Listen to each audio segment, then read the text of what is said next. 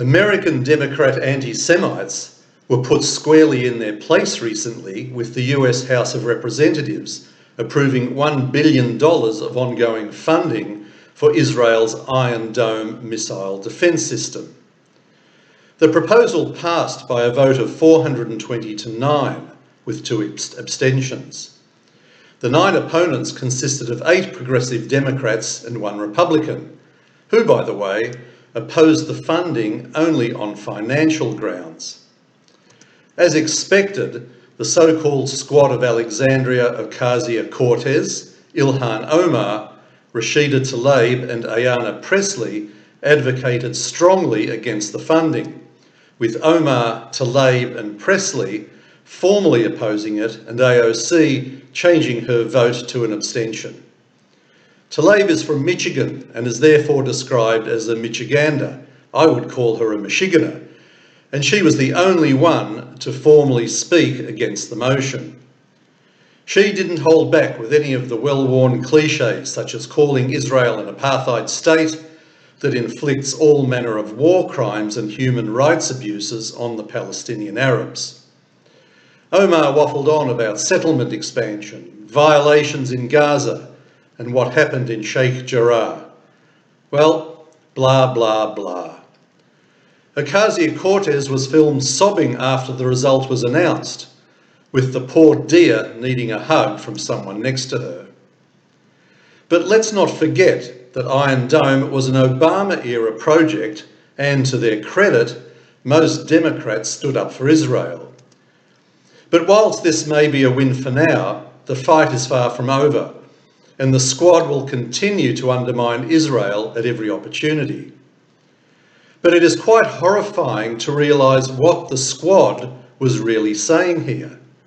We know that there is nothing offensive about Iron Dome and that it is a purely defensive weapon. So what emerges from this is that the Squad are really, really annoyed that it works and saves Israeli lives. It seems that they would prefer it if more Israelis were killed by Palestinian Arab rockets. They also ignore that if there was no Iron Dome, Israel would have no choice but to take a more hands-on approach to all the Palestinian violence by, for example, extensively bombing Gaza and sending in ground troops in order to stop the missiles, which in turn would result in more lives lost, both Israeli and Palestinian. Remember also that in relying on Iron Dome, Israelis have essentially accepted that they will need to live permanently, for now at least, under regular low-level threats. That's no small concession. After several decades of Palestinian terror, I suspect many Israelis would much rather their army deal with this properly once and for all. But times have changed. So the Squad keeps pontificating about human rights, but only for Palestinians and not for Israelis. Even the left-wing Haaretz newspaper found this a bridge too far. Take a look at this cartoon they published, which shows 3 of the Squad gleefully cheering as they torpedo an Iron Dome missile on its way to preventing an incoming rocket to Israel. Things have to be pretty bad for a far left-wing paper like Haaretz to stand up for Israel. However, the New York Times still couldn't bring itself to defend Israel.